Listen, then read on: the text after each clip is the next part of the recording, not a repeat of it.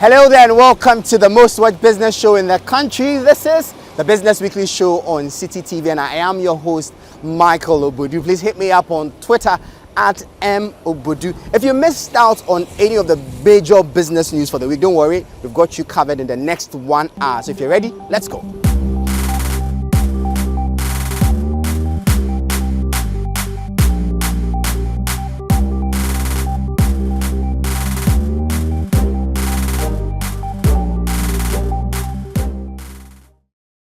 I know we are starting the show again talking about fuel, but we just can't help it because it has become topical due to the fact that fuel prices keep rising by the day.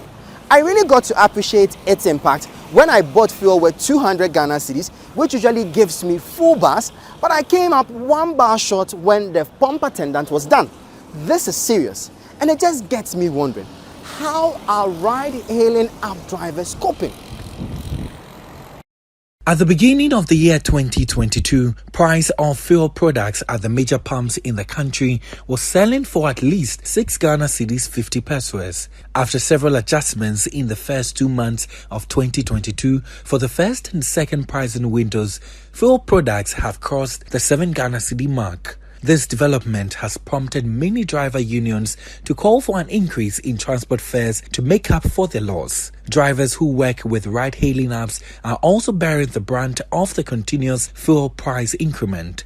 According to them, the commissions they make from the rides remain same even though price of fuel products continue to surge. The whole day I can buy at the end of the day I can buy 80 Ghana to fill my tank, but nowadays if I buy 1.5, it's not enough for me. I have to buy more than 1.5, and because of that it's going against us. If they can reduce the service fee for us, because that one is also taking our money, because sometimes you work the whole day. Let's say as I made the scenario, if you work the whole day 200, they are taking 50 Ghana from it, and the remaining money you are going to buy fuel. And you see how they have increased they have increased the fuel too. That means you can't buy 50 Ghana fuel, you have to buy 100 Ghana.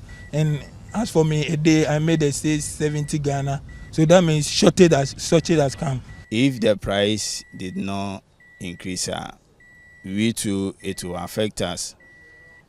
It will affect us. So now what we are pleading is they should reduce the fuel price, or they should increase the fare for us. If I buy fuel of, let's say 200 and I work 300, how much am I going to save? And definitely I'll do maintenance. Yeah, I'll do maintenance, and both also will remove their 20% inside. So it has affecting us. It is against this backdrop ride-hailing app drivers want the employers to adjust the transport fares to make up for their loss. They also want government to regulate transport fares of all ride-hailing apps in the country.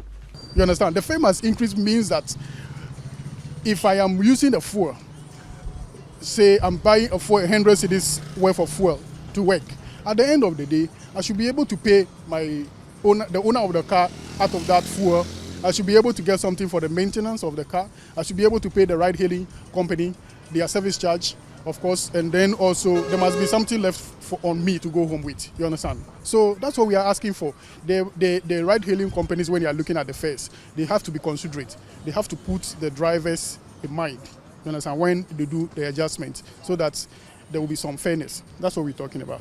However, patrons of the ride-hailing services are not enthused about the call for an increment in transport fares by the drivers. Because if you increase something, there are budgets and everything there. Because if I know I'm going to maybe from here to Kanisha is 1 cedi, and now you say 3 cedi, I have to do something about it. Yeah, you have to do something about it. So what would you call, I mean, as a customer who patronizes their services, would you want it to stay as it is? Yeah, of course, it should stay as it is, because for me, I like boats a lot. That's what when boats came, that's what I do, because their prices are very good and reasonable. If the company is planning on increasing the rates, then I think it will negatively affect the citizens because taxis are very, very expensive.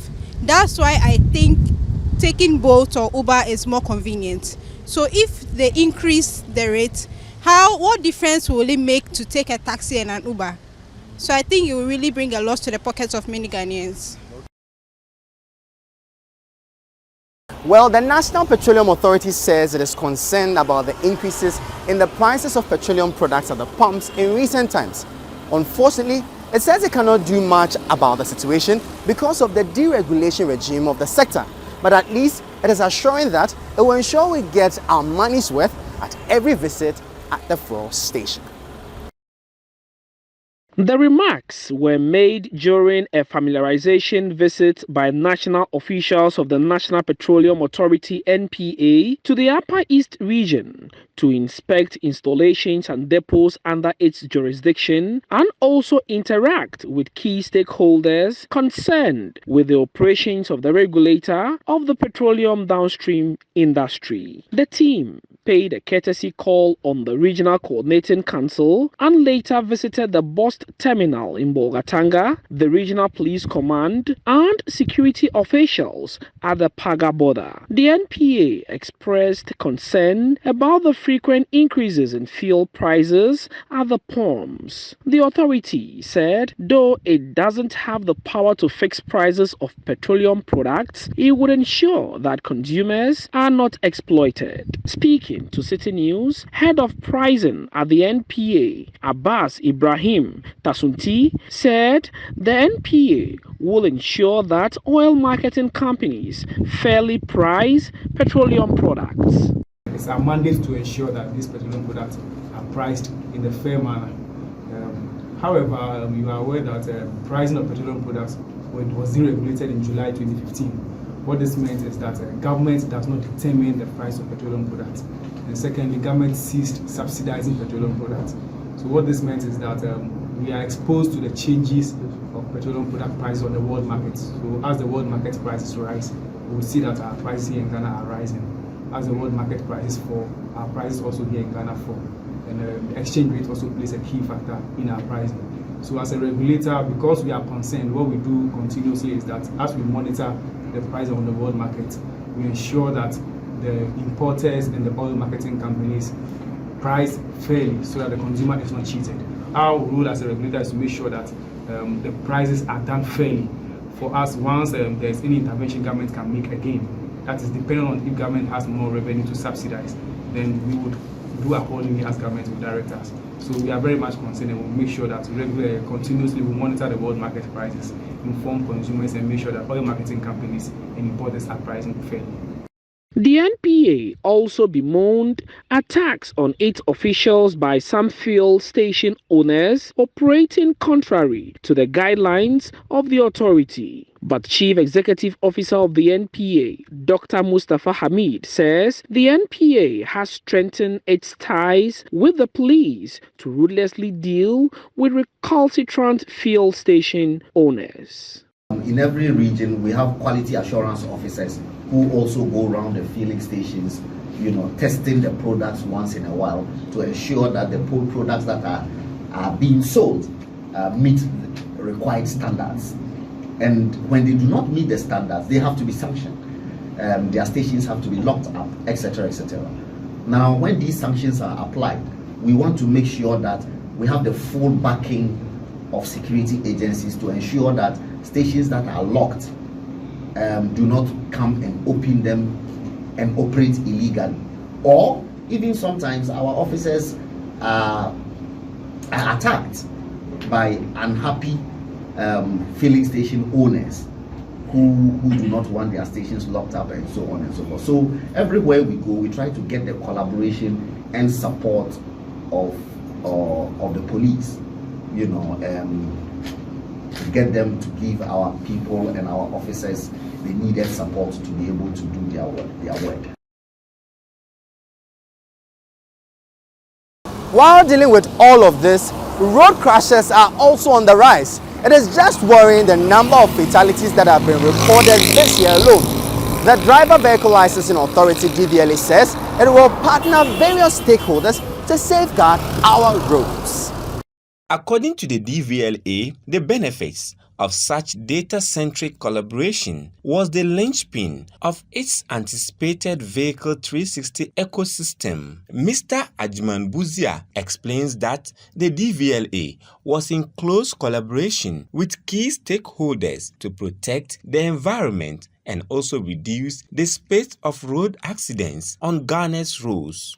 We have begun the exercise of detecting and correcting inaccurate records in our databases, and we are integrating and sharing these data with our stakeholders such as NIC, NRSA, GRA, MTTD, and the judicial services. The benefits to such a data-centric collaboration is the linchpin for DVLA's anticipated Vehicle 360 ecosystem. With accurate information from the judicial services as an example, we intend to step up the suspension and revocation of licenses of habitually ill-performing drivers. On the vehicle side of our mandate, we are in collaboration with EPA, the Attorney General, GSA in the implementation of standards to regulate carbon emission in all vehicles as part of our vehicle testing regime. He adds that the vehicle registration system, which is expected to be up and running soon, will ensure efficiency and prevent leakages in the system. We will also complete our online vehicle registration system, ensuring a more efficient and speedier vehicle registration regimen, thereby reducing the average registration timeline to about an hour and creating an opportunity to restrain leakages. We're introducing a new digitized and securitized license plate with smart embossing system, making it unique, traceable, and verifiable. The numbering of these plates will no longer index on the year of the vehicle registration. Now to aviation. Charlie, did you hear about the recent sacking of the Ghana Airport Company Limited's boss? It was shocking, and just to think that he actually had the news while on a tour of the McDan private jet facility with the media. I can just imagine how he felt.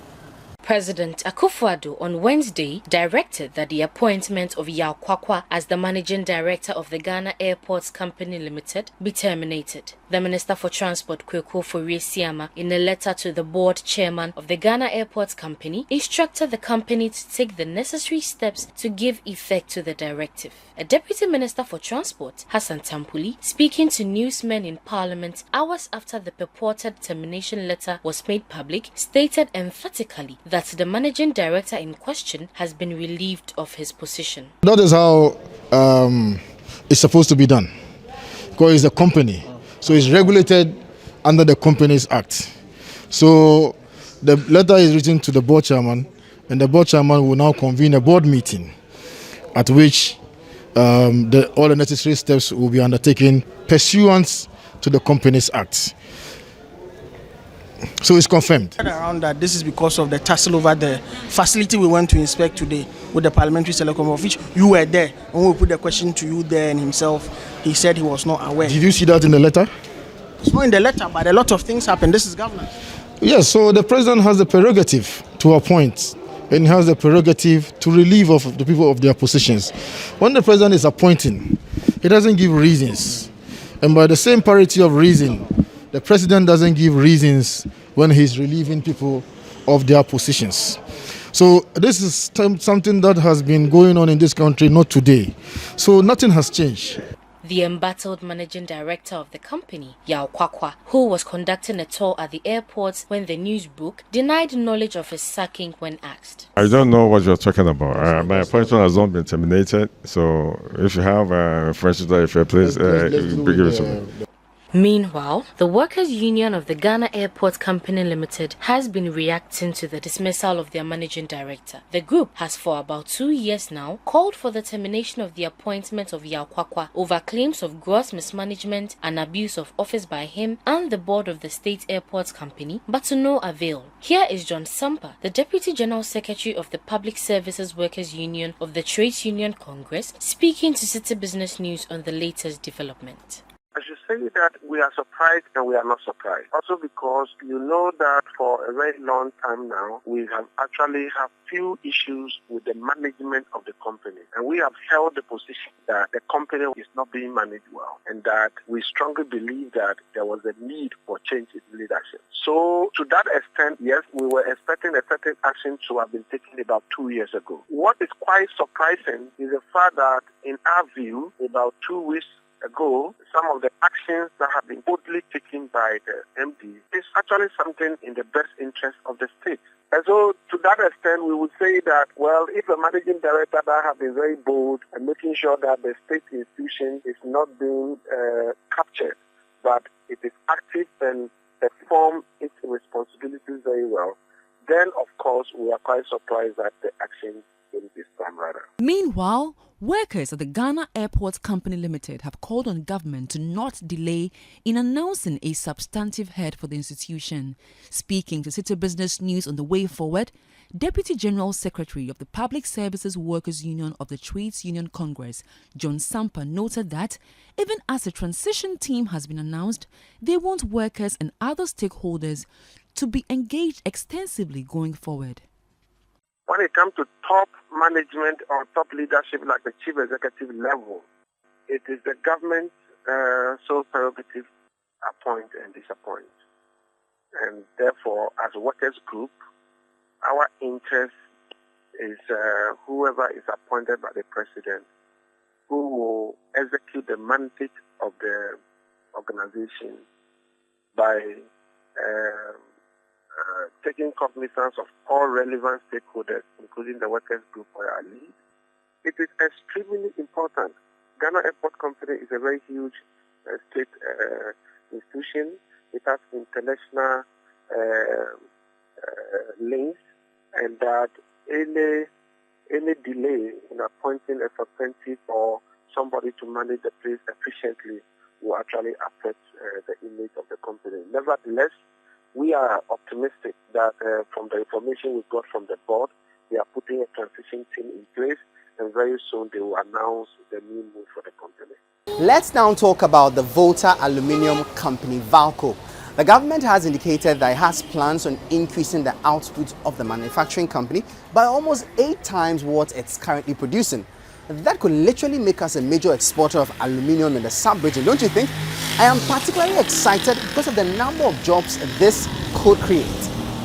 The minister made the comment during his working visit to the Volta Aluminium Company as part of the government's integrated aluminium industry agenda. Processes have been initiated to have Valco's aluminium factory's capacity extended to an output of about 300,000 metric tons. Currently, it churns out about 40,000 metric tons despite having the capacity to do about 200,000. The retrofitting of the facility is estimated at about $700 million.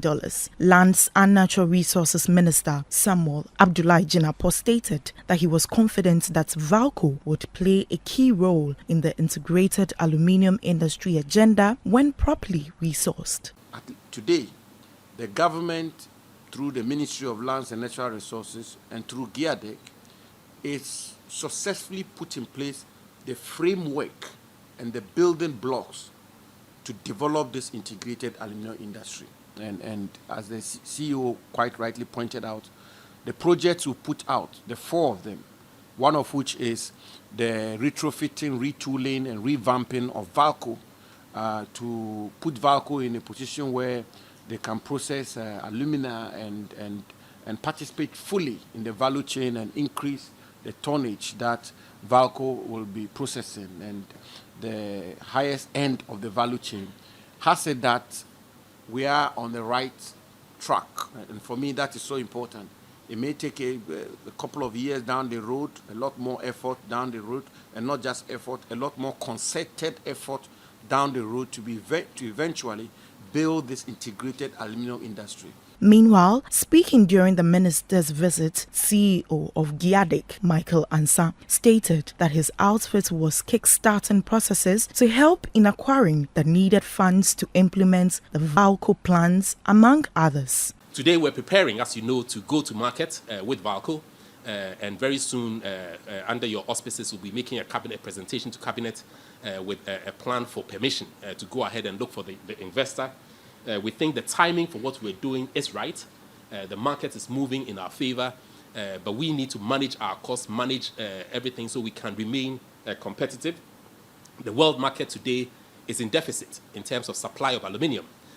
China and other big markets are demanding aluminium, and that's what's driving up a higher upward trend of pricing.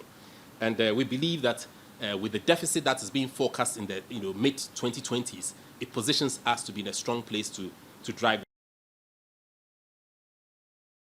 Despite all the efforts towards women empowerment and gender equality, it looks like we still have a long way to go because Ghanaian women entrepreneurs with the potential to provide petroleum support services to Ghana's offshore petroleum industry have bemoaned difficulties in getting contracts as professionals. Data from the Petroleum Commission indicates that only 20% of petroleum support service providers are businesses owned by Ghanaian women, a situation seen by civil society watchers of Ghana's petroleum industry, considering the critical role women play in the Ghanaian society. It is very important because, as we know in our society, women are generally vulnerable and they are also marginalized. And it is important that as Ghana grows in our oil and gas industry, we have a deliberate effort in building the capacity of women and creating opportunities for them to create equity and also equality in terms of the wealth creation and also the benefits that we are generating. So it is important that we build the capacity of women. It is important that we expose women to these opportunities. To address the situation, Solomon Kusi Ampofo of the Friends of the Nation, which in collaboration with other civil society players like the Center for Public Interest Law, have been organizing capacity training for women entrepreneurs and small-medium enterprises, says the situation calls for deliberate initiatives to support women. It's important that oil companies also even have direct gender-responsive initiatives that are targeted as women to build these women up. Our statistics shows that only about 20% of service providers within the oil and gas industry are businesses that are owned by women, which is very low. Our target is to get at least about 40% in the next 8 to 10 years, and we believe that with these initiatives, we can be able to get to that level where we have at least 40% of women as service providers, as vendors, and also as some of the giant players within the oil and gas industry. At an Oxfam and NORAD-funded capacity building program on local content opportunities for women entrepreneurs organized by Friends of the Nation and Center for Public Interest Law in Takoradi, some of the women entrepreneurs, while sharing their experiences with getting contracts, commended ENI and TALO on their capacity building initiatives for women entrepreneurs, but called on other players in the industry to help with capacity building and financial support. We are into supplies of general goods to companies, and I've been in the business for almost 10 years now. And well, my experience with oil and gas and supplies, as you were seeing, I think when they came, we're going back and forth with them for supplies, and they kept telling us we didn't have the right certification. But luckily, Chamber of Commerce came in, Pixera came in, and other bodies came in to give us at least the training we need to get certificated, so that we can be able to become vendors on their list. Yeah. So for me, I have trades, I have health and safety, I have a couple. I've done this best procurement practices training, a couple of training, but I've never had business with any oil and gas company. Maybe if I've ever had any supply business, maybe third party. Most of the women entrepreneurs have not built their capacity and they are not opportunity ready. So some of these opportunities, when they are presented, we cannot take them. For example, like today's program that is organized by Friends of the Nation, and we have a rep from Talo that came. You can see that they have a lot of social inventions that they've done in the community. But the question I ask myself as an entrepreneur is that how prepared am I to take such opportunities? So that is the homework I'm going to do so that next year, when any of these opportunities come, I can take advantage of them.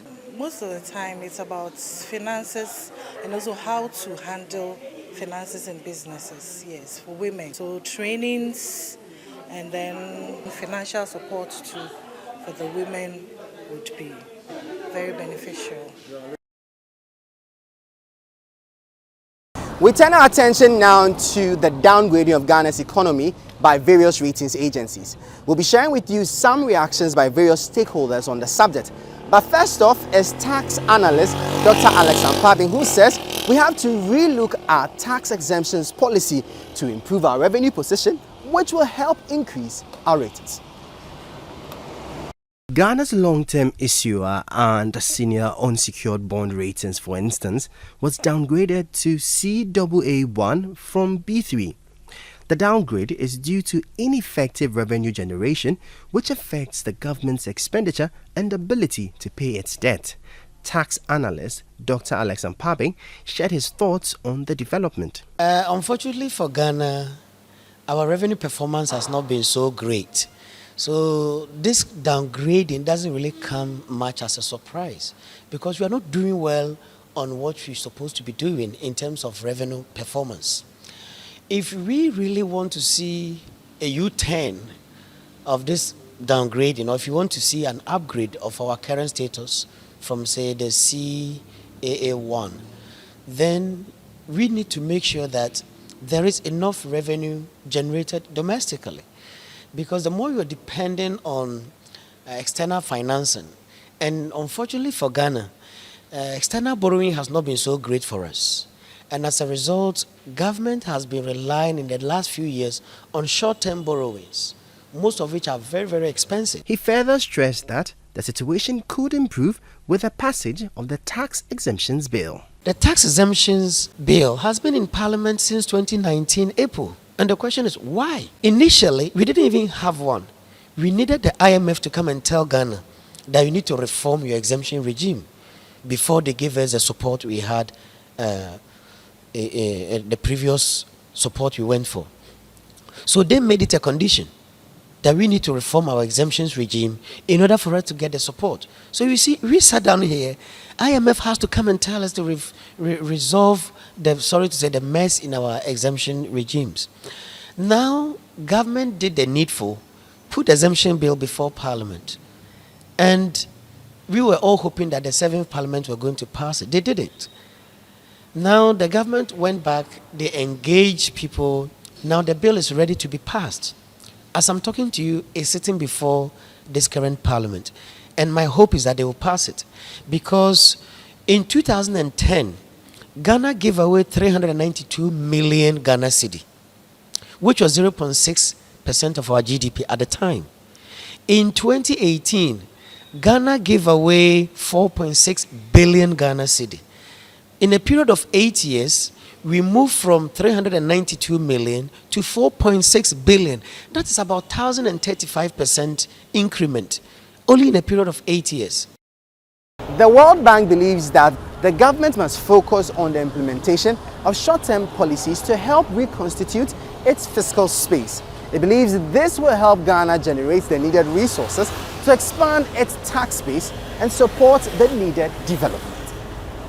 Recent data from the Bank of Ghana shows that Ghana's public debt has increased from 299 billion Ghana cedis as at the end of 2020 to 344.5 billion Ghana cedis as at the end of November 2021.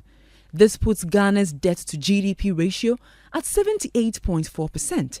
The increase has raised concerns about debt sustainability and the ability of the country to access the international capital market for support. As part of efforts to deal with the rising debt level and foster fiscal consolidation, government has introduced and proposed some new revenue mobilization measures, including the controversial electronic transfer levy. In January 2022, government announced moves to reduce the quarterly expenditure ceilings across board for all covered entities, benefiting from the 2022 budget by 20% beginning 2022 Q1. Addressing the press during his 4-day official visit to Ghana on key steps needed to ensure Ghana gets onto a path of sustained recovery, World Bank Vice President for Western and Central Africa, Usman Diagana, called for an exit strategy for Ghana to generate the needed resources to expand its tax base and support the needed development. Debt to GDP ratio of Ghana is high, even by international standard. What, of course, we need to do, and this is a part of the conversation that we are having with the authorities, is also to look at how those resources are utilized. I think Ghanaians are better placed than I do to opine on that. But in the same time, to find an exit strategy so that Ghana will be able to generate the resources that it needs to support its development and that. So that's why the structural reform is fundamental. That's why the reform that will lead to better local investment while also creating the condition for the foreign investment to continue to come into Ghana is absolutely fundamental, because those will contribute to expand the tax base that will allow the country to increase its revenue mobilization and therefore be in a position to support its financing, its development need. So I think it's a process, and also it's an ambition. Usman Diagana also noted that the World Bank Group has earmarked a minimum of $1 billion to boost job creation and inclusive growth in Ghana. According to him, the facility is part of a new country partnership framework expected to be presented to the World Bank Group's board this month for necessary approval. The partnership is being employed for 3 or 4 years. So it provides financial support to Ghana for that period. I think I would say on average, we intend to mobilize as a bank on average about 1 billion per year, right? Yeah. On average. Up to. Yeah, so, and those have to go to specific program, number of areas, energy, education, health, agriculture, etc. We also want to contribute in helping Ghana anticipate and address some of the challenges that it faces. I mentioned the geographical context in which Ghana is currently. In an interesting development, not everyone believes the work by Moody's, Fitch, and the likes on Ghana's economy is entirely correct. The African Peer Review Mechanism, APRM, an autonomous entity of the African Union that supports African countries, has denounced the recent downgrade of Ghana's ratings by international agency Moody's. The APRM believes the downgrade threatens Ghana's debt sustainability efforts. The downgrade by Moody's, which follows a similar one by Fitch, has led to major discussions about Ghana's debt levels, its ability to raise enough revenue, and ability to access the international capital markets. In reaction to the downgrades, especially the one by Moody's, the Finance Ministry said it was puzzled by the action and went on to state its concern over the lead analyst on Ghana at Moody's, Ms. Lucy Villa. According to government, Ms. Villa may not properly understand and evaluate Ghana's deepening credit story since obtaining its first credit rating back in 2003, and added that she also has not visited Ghana since assuming her role in January, and as such, the downgrade at this critical time was based entirely on a desktop exercise, virtual discussions between 28th January to 3rd February 2022, and what the Finance Ministry believes to be the omission of critical data provided. In their press release, the Africa Peer Review Mechanism said it supports and corroborates the observations made by the Ghana government, which highlights significant fundamentals that contradict the downgrade action by Moody's. The APRM added that Ghana is one of the major economies in Africa and the second largest in West Africa. Hence, assigning one primary analyst to assess Ghana significantly enhances the probability of negative analyst biases. According to the autonomous entity, taking such a major rating decision that threatens debt sustainability of the country should be treated with seriousness, and noted that rejecting the appeal by the government of Ghana is evident of the unregulated and irresponsible use of power by international credit rating agencies. The APRM went on to recommend a number of things, including but not limited to a review by Moody's of the appeal by the government of Ghana. They also called on Moody's to ensure sufficient analyst presence in Ghana through field visits to fully understand and evaluate Ghana's economic and political environment.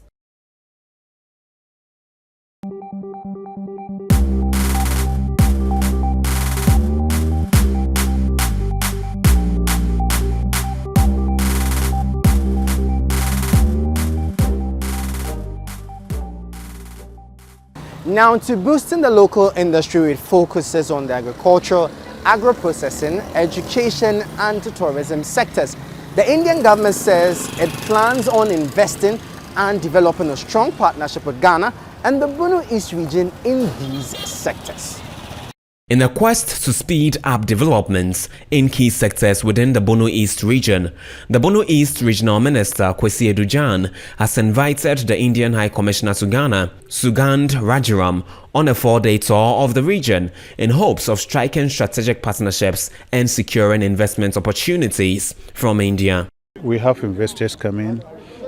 Indian High Commissioner is here today to see for himself the potentials that the region has, and to look at the various opportunities in education, in tourism, in infrastructure, in agro-processing.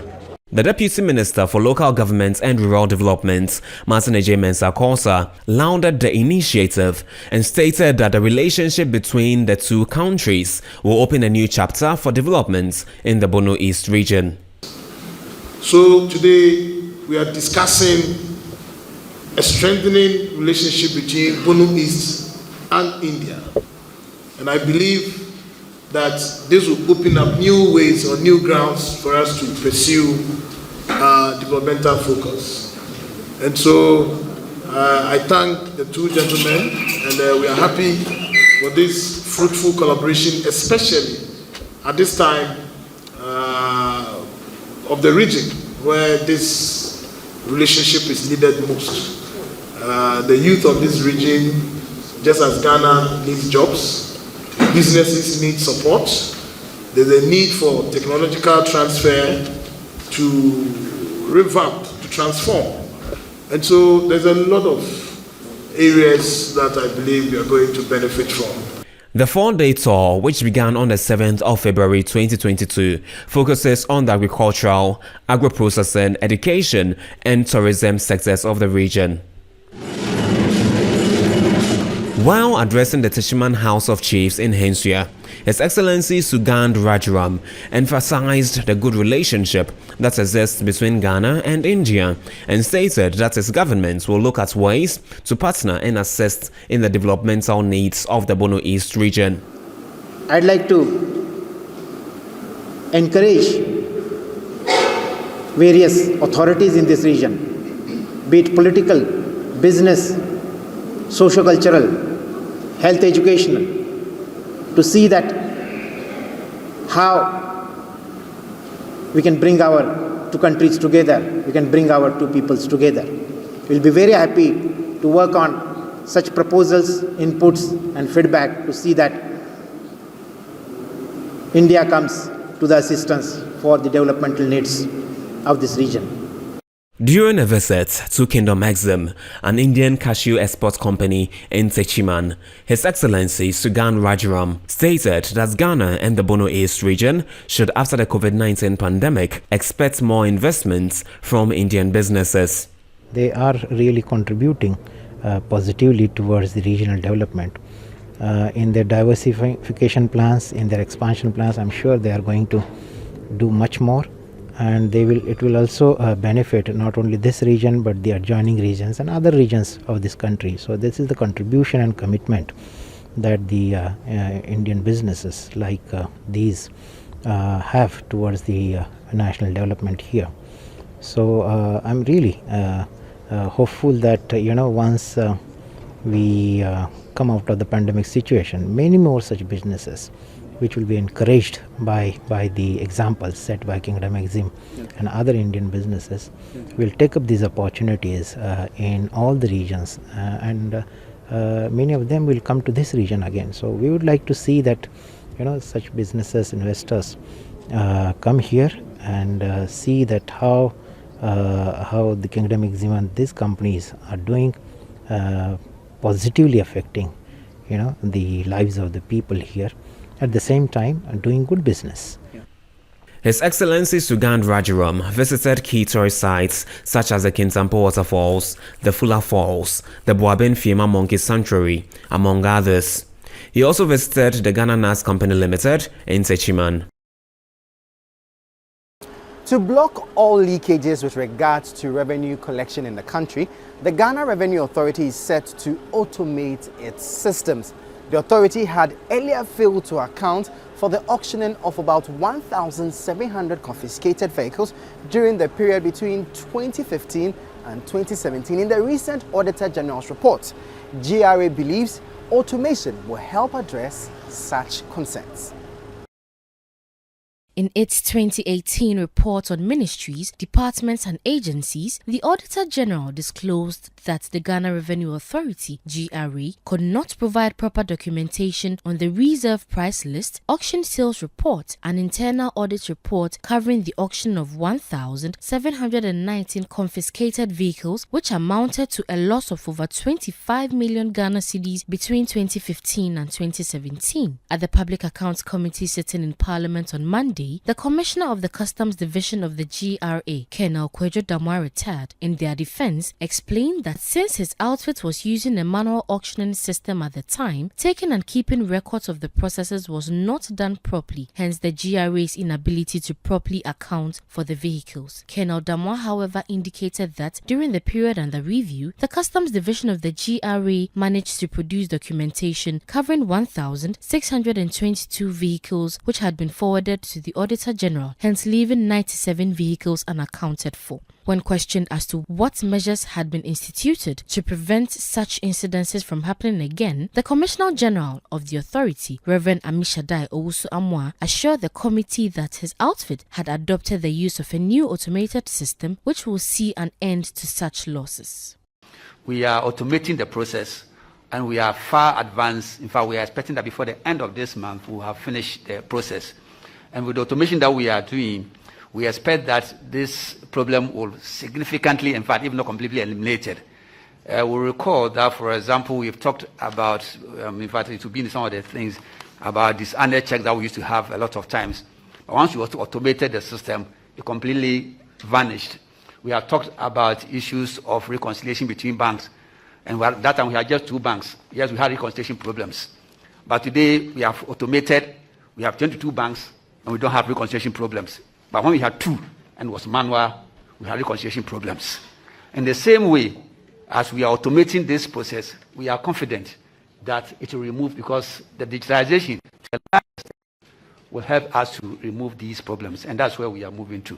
As far as the revenues are concerned, as they identify these transactions we talked about, it means that if for example, if the vehicle was reverted to the original owner, and the original owner had to take the vehicle, it means that he paid the duty, and therefore it will also be accounted for at the same time when we are doing the reconciliation. So all the duties that are being identified are all the reconciliations that are being identified are supported with the duties that have been paid or the auction amount that was paid. There has been a lot of talk about the electronic transfer levy. The government is pushing the levy because it hopes to raise revenue to run the country. But it has been resisted by some groups like the Association of Mobile Money Vendors. But come to think of it, what does the e-levy mean for players in the fintech space? The e-levy has received public backlash since the government made the announcement, and the minority in parliament has stiffly opposed the levy. The Momo Vendors Association of Ghana has also been vocal about their aversion to the move by the government, calling for its rejection. The rate was, however, recently reduced to 1.5% to court public support. Thus, this move, however genuine the intentions of the government might be, pose any threats, especially to the country's fintech space? The levy being placed obviously is a government decision. It is a policy-based decision, and I'm assuming that all the stakeholders in there have consulted the relevant stakeholders. But to the fintech space, it does pose a problem. When earlier transactions were not being taxed, it was easy for fintechs to come in and provide a safe space and safe haven for customers as well as different stakeholders. With the e-levy being come in, and I think there was an article today in the morning which said the Momo transactions in Ghana have almost dropped by 3 million cities, right? So if that's the case, then you can imagine that having a levy on a digital system which was working free, which was working with an extent where impact was being felt in different corners of the different corners of the country, now will probably be reduced a little bit. Mobile money has been the game changer in Ghana's financial inclusion and cashlight agenda. Is the e-levy likely to erode the gains made in the space so far? I think definitely posing a tax on somewhat of a free infrastructure earlier is now actually going to pose a lot of challenges. But in general, I don't think it's going to affect it per se, because at the end of the day, Momo is a utility. It's a service being provided, and people still need to do it. So irrespective, yes, there's going to be a loss of innovation and a loss of jobs in the sector, but I don't think that will reduce the utilization of the sector. Did you hear of the National Chocolate Week celebration? I think it's such a brilliant idea. It came about through a partnership between the Ghana Cocoa Board and the Ghana Tourism Authority to promote the consumption of cocoa and cocoa products amongst locals and foreigners alike. It is expected to boost the tourism sector, which has suffered at the hands of the COVID-19 pandemic. The National Chocolate Week celebration under the theme Eat Chocolate, Stay Healthy, Grow Ghana and sub-themed Our Chocolate, Our Health, Our Wealth is part of efforts to promote the domestic consumption of Ghana chocolate and other cocoa-based products. One of the biggest draws to the celebrations is the setup of a chocolate city at the Tetekwashi roundabout in Accra. At the chocolate city, various products such as soaps, alcoholic beverages, cosmetics and confectionaries made with Ghana's premium cocoa are exhibited for visitors to sample and purchase. The Ghana Tourism Authority believes this year's celebrations will push chocolate tourism. Akwesi Ajiman is the CEO of the authority. We believe that the collaboration between the Tourism Authority and Cocoa Board will lead to increased consumption of cocoa-based products, especially in our hospitality facilities. And once we're able to do that, then local productions will go on more, and that will also lead to jobs. And then the farmers will also be able to produce more. So the entire value chain stands to benefit from this partnership. And so far, we are also keen to make chocolate tourism a key feature of our product offerings. And so if you go to the Tetekwashi Cocoa Farm, we have built a new museum, and we are going to expand it to ensure that people who come to Ghana are able to see that Ghana has cocoa, and Ghana cocoa is one of the best in the world. The CEO of the Ghana Cocoa Board, Joseph Boahin Edu, further called for joint stakeholder participation in taking advantage of the celebrations to push the cocoa industry beyond the borders of Ghana. The collective efforts of stakeholders is imperative and is required to increase the consumption of cocoa locally. At the moment, consumption of cocoa is very low. We are just around 0.53. When we compare ourselves to Europe, no Chris is here. You know, when you go to Germany, Belgium, and other places, per capita is around 8 and 6, kilos per person. Here in Ghana, we are still below 1. We are still around half, 0.53. We are far, far, far below. So there is a need for us to improve upon consumption of chocolates.